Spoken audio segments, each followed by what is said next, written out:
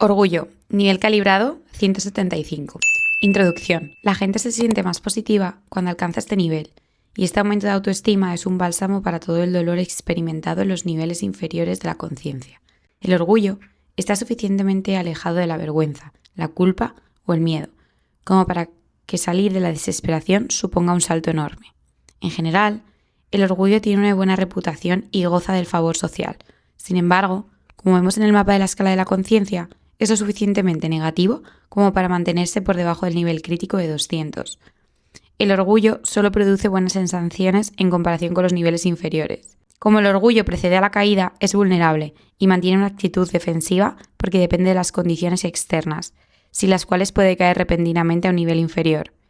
El ego inflado es vulnerable al ataque. El orgullo sigue siendo débil, porque puede ser arrojado de su pedestal para caer en la vergüenza, y esta es la amenaza que activa el temor a perderlo. El orgullo conlleva división y la creación de facciones, cuyas consecuencias suelen ser costosas. Habitualmente el hombre ha muerto por orgullo, y esta sigue siendo la causa de que los ejércitos se masacren mutuamente. Las guerras religiosas, el terrorismo político y el fanatismo y la horrible historia de la Edad Media y de la Europa Central muestran el precio del orgullo y del odio, por lo que se ve obligada a pagar toda la sociedad. Las desventajas del orgullo son la arrogancia y la negación. Estas características bloquean el crecimiento. Para el orgulloso es imposible recuperarse de las adicciones porque niega los problemas emocionales o los defectos del carácter. Todo problema de negación es un problema de orgullo. Así, el orgullo es un obstáculo considerable para la adquisición del auténtico poder, cuya verdadera estatura y prestigio lo desplazan. Comentario. A medida que el nivel de la conciencia asciende, también se incrementa la felicidad experimentada. Aproximadamente el 12% de las personas situadas en el nivel de la ira se sienten felices con su vida, pero en el nivel de orgullo este porcentaje aumenta al 22%.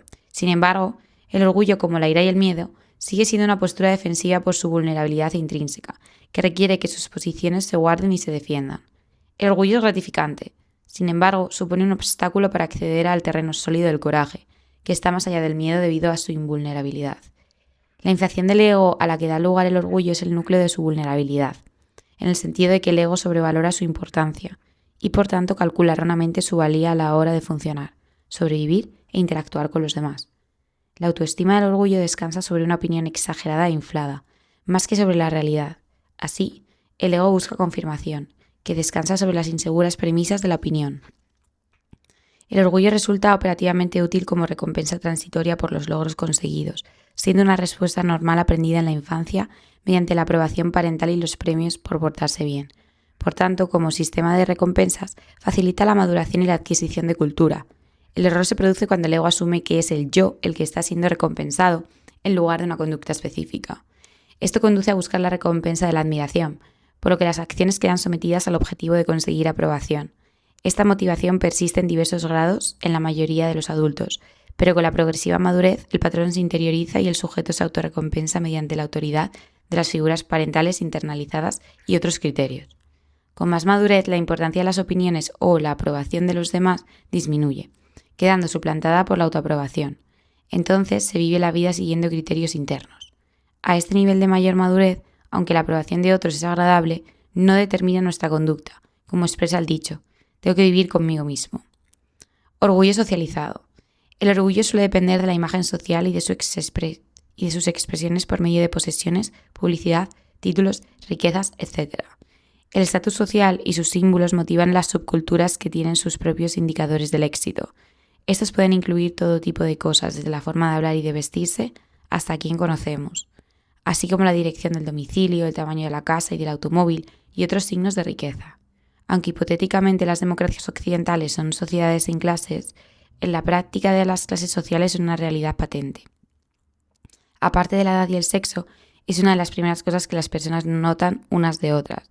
Cada subcultura tiene su propio sistema de clasificar quién está dentro y quién está fuera, y de estratificar.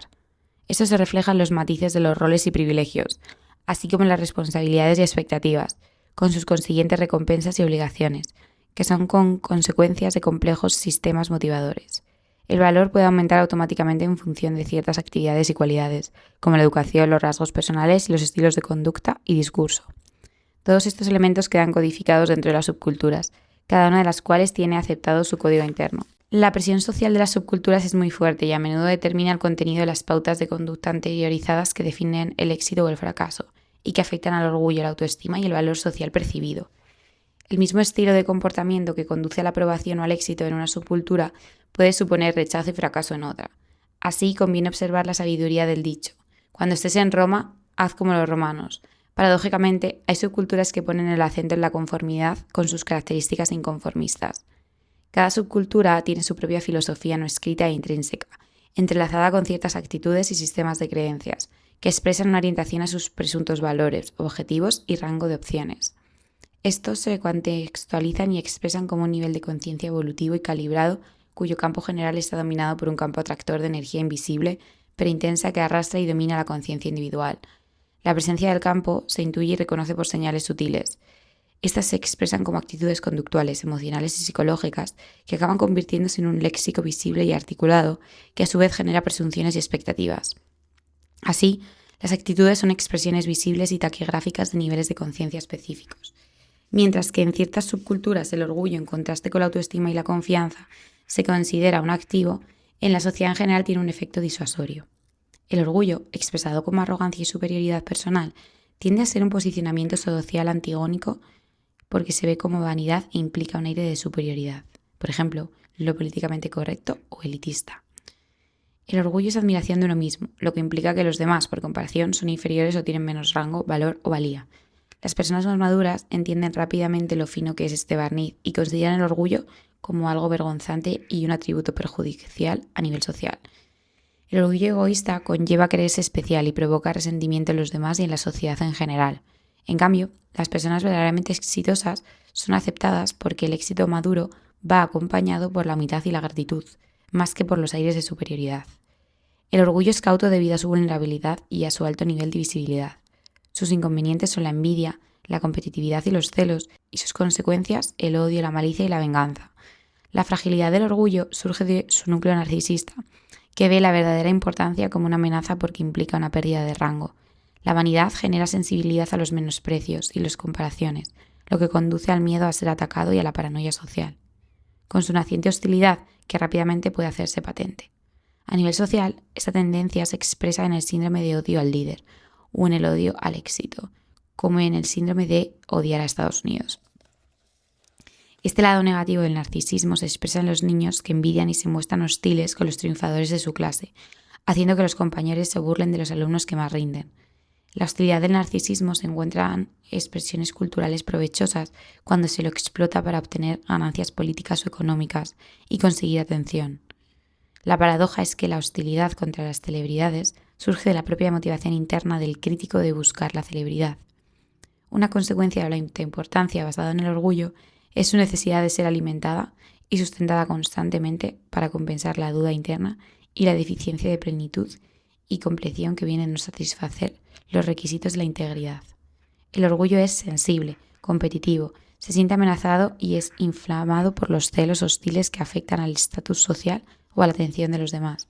Por lo tanto, el orgullo es el motivo por el que el crítico autodesignado usa el sarcasmo, el ridículo y la supuesta sátira. Es lo que mueve toda la industria dedicada a atacar a las figuras públicas y las reputaciones de los líderes reconocidos. Internet se ha convertido de manera muy visible en el dominio de los pendicieros difamadores de la integridad, que representan la inflación del narcisismo expresada en forma de opinión. Como el ego narcisista no está alineado con la verdad y la integridad, sus formas de expresión se vuelven estridentes y falaces y, por lo tanto, calibran extremadamente bajo. El ego primitivo y orgulloso es avaro, y su talón de Aquiles acaba atrayendo las consecuencias de la soberbia, que es el tema de muchos grandes clásicos. Como la historia testigua, el orgullo precede a la caída. Es la triste conclusión de que la sociedad asigna las causas altivas. Debido a la presencia generalizada del orgullo, como expresión del ego humano, a algunas de sus formas se les asigna aceptación social e incluso aprobación, es decir, se aceptan con normalidad. La más destacada es el estatus de libertad de expresión, que se le asigna a la opinión personal en sus múltiples variantes. Este manto de aprobación implícita lo excusa todo, desde el engaño más burdo hasta diversas formas de mendicidad. Cuando se examina la opinión como función del ego, se revela que no es más que una idea a la que se le ha añadido importancia porque es mía. Una opinión es una idea que ha adquirido el glamour de la autoimportancia y por lo tanto es más atractiva que la simple razón, la lógica o los hechos. La retórica a menudo racionaliza la opinión a fin de justificar una posición como la representada por el escepticismo, que calibra en 160, que denuncia el dominio no lineal porque es incapaz de entenderlo. El narcisismo innato y orgulloso del ego excluye la capacidad de comprender lo abstracto, de modo que a este nivel el razonamiento queda limitado al reduccionismo lineal materialista, que niega la realidad de los niveles de conciencia situados por encima de 500. Esto es consecuencia de una fisiología cerebral limitada. Ver el cuadro en la sección 2. El escepticismo fracasa en su intento de desacreditar sus objetivos porque, para conseguirlo, tendría que comprender el tema que está criticando. Así, la física newtoniana no puede desaprobar la mecánica cuántica o la teoría de la relatividad. El escepticismo y el cinismo carecen de la erudición que les daría validez argumental. La humildad es el antídoto de la mayoría de los errores del autoengaño. El orgullo impide reconocer el enorme significado del contexto y especialmente del paradigma. Por lo tanto, como se ha demostrado históricamente, todos los grandes avances del conocimiento humano han sido ridiculizados. Por ejemplo, cuando los hermanos Wright volaron por primera vez en Kitty Hawk, cuando se atribuyó a los gérmenes la causa de las infecciones en lugar de a las mismas, etc. Debido a su estructura innata, el ego es intrínsecamente incapaz de discernir entre la verdad y la falsedad y confunde la percepción con la realidad. Por lo tanto, es víctima de sus propias limitaciones. Como todos sabemos, lo que parecía una buena idea en aquel momento a menudo es causa de lamentos posteriores. El valor de la calibración de la conciencia reside en que es posible derivar la verdad relativa de una declaración mediante un sistema que la evalúa de acuerdo a una escala de validez absoluta. Una sociedad libre que da rienda suelta a toda la variedad de la expresión humana, desde la patentemente falaz hasta la de la sabiduría avanzada, en realidad tienen la esperanza de que, con el tiempo, prevalecerán la sabiduría y el sentido común sobre el exceso y la retórica. Sin embargo, una vez inflada, la falsedad se va elaborando y sus consecuencias pueden requerir décadas o incluso siglos de sufrimiento antes de que se revele como tal. La dinámica del ego. La fuente intrínseca del orgullo es la energía narcisista del ego, que se propaga mediante imágenes y símbolos a través de un tortuoso patrón que se refuerza a sí mismo. La importancia en un valor emocional compuesto por una complejidad de componentes que otorgan una valía siempre relativa y, por lo tanto, sujeta a errores y contradicciones. El ego teme que la negación lo desinfle, por lo que busca constantemente el refuerzo mediante la aprobación, el acuerdo y el espaldarazo. Esto se expresa abiertamente en la interminable explotación de los medios de comunicación, mediante la cual la imagen eclipsa y reemplaza la realidad, creando un sustituto virtual, seductor, glamuroso y distorsionado. La persona sabia evita la exhibición ostentosa, puesto que a menudo atrae más celos y envidia que admiración. El orgullo es frágil y, por tanto, sus defensas a menudo son tan rígidas y extremas que llegan a la paranoia. Lo que está inflado puede desinflarse y esto provoca vergüenza rápidamente. El ego malinterpreta la humildad como un equivalente de la humillación, cuando en realidad es la mayor salvaguarda contra la humillación o la vulnerabilidad. Este principio forma parte de la sabiduría táctica básica de las artes marciales, donde asumir un posicionamiento es un error que conduce a la derrota, porque una postura fija da al oponente una vía de ataque. En la dinámica del ego, un conjunto de expectativas rígido da como un resultado una autoestima frágil. La estructura del orgullo es lineal y, por lo tanto, vulnerable, mientras que el ser es no lineal y no está sujeto al ataque lineal. Si bien el ego está condicionado, el ser no está sometido a condicionamientos porque encuentra su plenitud en sí mismo, carece de limitaciones, definición o cualidades, y está más allá de los adjetivos. La autoevaluación del ego se basa en pretensiones y opiniones, mientras que la verdadera autoestima surge de la integridad y la verdad. El ser es completo por virtud de su compleción y de su identificación como aseidad, que es incondicional. Trascender el orgullo. El orgullo es una carga innecesaria y un apoyo frágil que, paradójicamente, además de ser vulnerable a la deflación, llega a provocar y atraer el ataque. Se basa en la falsa presuposición de que nuestra valía intrínseca es una variable definible. La aceptación de uno mismo es el resultado de renunciar a la duda. Todo lo que existe es intrínsecamente igual por virtud de su creación y de la fuente de dicha creación. El valor o la valía se basan en juicios de valor lineales, todos los cuales son arbitrarios. Todos los añadidos son suposiciones, como también lo son los símbolos sociales y los apoyos públicos, que resultan efímeros y transitorios. Intentar probar o reclamar la propia valía es perderla. El patrón de vulnerabilidad surge en la niñez a partir de la impotencia de la infancia, donde la autoestima es consecuencia de la opinión de los demás y de la satisfacción de los deseos de otros. Así surge la ilusión de que el poder y la valía son provisionales. En el desarrollo normal, la dependencia de las fuerzas de gratificación externas concluye y la autoestima queda interiorizada en forma de aprobación de uno mismo. Esto se consigue mediante una conciencia benigna y unas expectativas realistas de alcanzar objetivos realistas siguiendo criterios realistas. La autoestima realista surge de satisfacer principios de integridad, de modo que la intención se convierte en un factor importante y menos vulnerable que los resultados idealizados. El niño afortunado recibe amor incondicional, aunque el orgullo que provoca la aprobación puede estar condicionado. Una aprobación insuficiente durante la infancia produce inseguridad en etapas posteriores. Hace falta coraje para lanzar por la borda los apoyos del orgullo y aceptar con humildad nuestra propia realidad, que procede de una fuente invulnerable. Aceptar que el núcleo interno de nuestra existencia es autoexistente requiere soltar las definiciones del yo como un quién para vernos a nosotros mismos como un qué. El antídoto del orgullo es elegir la humildad y la integridad en lugar de un posicionamiento, como ser importante, tener razón, tomarse la revancha, caer en la culpabilidad o buscar la admiración. Todo el mérito por los logros se los atribuimos a Dios, como presencia interna de la divinidad, en vez de al ego, y así los logros generan gratitud y alegría, en lugar de orgullo vulnerable. El error subyacente del orgullo espiritual es la presunción del ego y su reclamación de soberanía como autor y agente de los logros y resultados de la acción. Su petición de reconocimiento es análoga a que la bombilla se atribuya el mérito de la luz, cuando la fuente de su poder es la energía impersonal de la electricidad. Procesar el orgullo. Todo existe como consecuencia del orden divino.